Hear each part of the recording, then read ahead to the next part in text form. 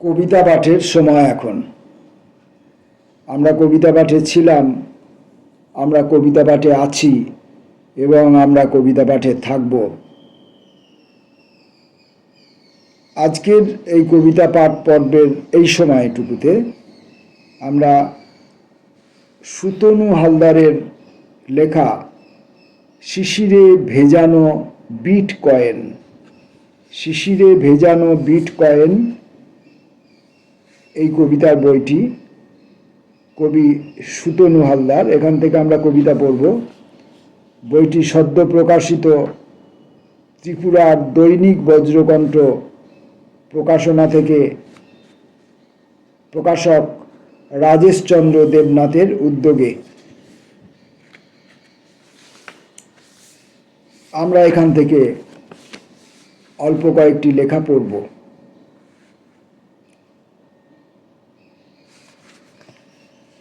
কবি সুতনু হালদার পশ্চিমবঙ্গের নদিয়া জেলার শান্তিপুর শহরে তার জন্ম। সেখানকার মানুষ তিনি। বাংলা ভাষা, সাহিত্য এবং গ্রন্থাগার ও তথ্যবিজ্ঞান বিষয়ে স্নাতকোত্তর। বর্তমানে তিনি ফুলিয়া বিদ্যা মন্দিরে কর্মরত। তার লেখালেখির অভ্যাস শৈশব থেকে। মুদ্রিত ও ইলেকট্রনিক মাধ্যমে পত্রপত্রিকায় তার কবিতা নিয়মিত প্রকাশিত হয়। কবিতা লেখা ছাড়াও তিনি উপন্যাস, গল্প ও প্রবন্ধ লিখে থাকেন। এছাড়াও বহু জাতীয় ও আন্তর্জাতিক আলোচনাচক্রে তার লেখা প্রবন্ধ পঠিত ও প্রকাশিত হয়েছে। অতএব বোঝাই যাচ্ছে সুতনু হালদার একজন প্রতিষ্ঠিত খ্যাতনামা লেখক। সুতনু হালদারের শিশিরে ভেজানো বিট কয়েন, এখান থেকে নমুনা স্বরূপ আমরা কয়েকটি লেখা পড়ব। ভেজা ক্লিভেজের আপগ্রেড। যে মহাপ্রস্থান আসলে রাজতিলকের মতো, সেখানে দু এক পশলা বৃষ্টি হোক। অক্লেশে ভিজুক ক্লিভেজ। নিরক্ষর প্রকৃতির নামাবলী জড়িয়ে হরিণী কটাক্ষের আঁচলে ব্যাধ হয়ে বাঁচো। পাহাড় যখন ঝর্ণা নামায় ভূমিতে, তখন সেও তোমারই মতো পিতার ভূমিকায়। অপাবৃদ্ধ যুবতীর অলোক কপলে উঁকি দেয় এককণা চাঁদ। জানালায় রাত্রি হাঁটে ঠিক যেন কলুর বলদ। জায়মান চোখ তবু খুঁজে চলে ঋতু ভাঙা কর্পূরের চিবুক বিন্দু। লাঙলের ফলা আর সঙ্গমরত ভূমির অতি গোপনীয় শাক্ত শস্য খেতে জন্ম নেয় সর্বংসহা অ্যাক্টিভিস্ট বিশল্যকরণের অ্যালেক্সা।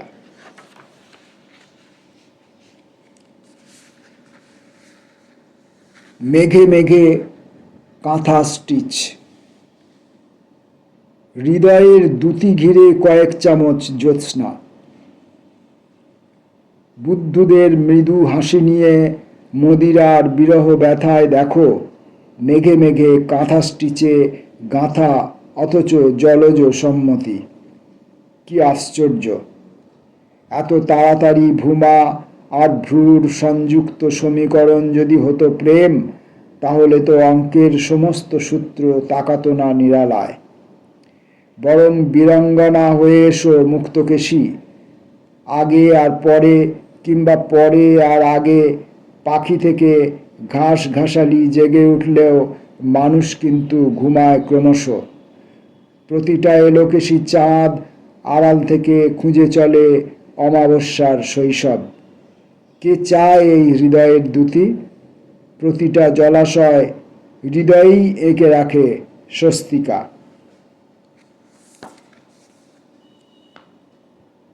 লুইপা এসে হিসাব কষে। পরবর্তী লেখাটি। ইচ্ছে ডানায় ভর করে রোজ। ইচ্ছে উড়ুক, ইচ্ছে খোরাক, নিন্দুকেরা অভয় দিল। শাটডাউনের পান্থশালা খুঁজেই মরো। খুঁজছ তো রোজ ঘেমো গায়ের পেন ড্রাইভে বাঁশির তালে মুরারিমোহন আজব নাচে। কুঁচকেছ নাক শহরতলির, দেখেছ কেউ? মানুষ মরে, মুক্ত মানুষ, আত্মচরিত সেলফি তোলে। এই পৃথিবী সেটাই জানে। যা শিখেছ আবছায়াতে চায়ের কাপে তুফান তুলে, সেই পৃথিবী হচ্ছে বুড়ো। বয়স থাকে নখের ডগায়, স্ক্রোলিং করো অষ্টপ্রহর। জীবন মাপার আলখাল্লায় তোমার নিজের প্রেমিক খুঁজো। এমন করে হাজার হাজার সন্তাপিত রাতের বেলা ধোঁয়াটে কুঁড়ের চর্যাপদে লুইপা এসে হিসাব কষে। আমরা আর একটি কবিতা পড়ব, শিশিরে ভেজানো বিটকয়েন, সুতনু হালদারের এই বই থেকে। মৃত সূর্য এক্স।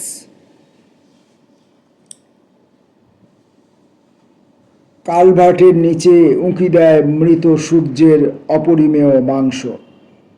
ঘড়ির কাঁটায় আটকে থাকে বিচূর্ণ কয়েকটি রাত। আমি পিছিয়ে এলাম। আমাদের মহার্ঘে কতটা শিশির বিন্দু আর কতটা অশ্রুবিন্দু আছে তার নমুনায় বিস্ফারিত সূর্যের ডেটা ফাইল। ঘড়ি তো বরাবরই স্বার্থপর স্ক্রোলিং। আহত আগুন যখন যজ্ঞ থেকে উঠে আসে, তার বেদনায় মখমলের ধীশক্তি। চূড়ান্ত জ্যামে অনুগত অন্তরীপের জল, নির্বাসিত নারী বিষুবরেখার ঠোঁট হয়ে প্রার্থনা করে। তার নাভি থেকে উচ্চারিত হয় মন্ত্রধ্বনির স্পয়লার। হে মানুষ, একবার অন্তত তুমি মানব হয়ে ওঠো। আমরা এটাই শেষ কবিতা বলেছিলাম, কিন্তু বইটির যে নাম, সেই নামে শিরোনামাঙ্কিত যে লেখাটি, সেইটাও আমরা পড়ে নিতে চাইছি। শিশিরে ভেজানো বিটকয়েন। লিটমাসের মতো এক ক্লান্ত বিকেল, গোপন শিহরণের চিপচিপে জ্যোৎস্নায় উড়ে আসে শিশিরে ভেজানো কিছু বিটকয়েন।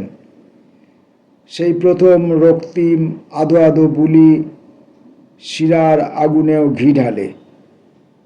যে মধ্যাকর্ষণ সামুদ্রিক ব্লুটুথের বলিরেখায় চাঁদকে বাউলিয়া করে তোলে, তার সততা প্রশ্নাতীত। অচেনা সাতভারে জমে থাকা মাধুরীর থেকে ভেসে আসছে রঙিন কুয়াশা। মেঘলা স্ক্রলিংগুলো চিনে রাখে কচি রোদ। শুধুমাত্র সন্ধ্যার নীলচে আয়োজনে এই পৃথিবী একাকিত্বকে চেপে রাখে স্পয়লার এড়াতে।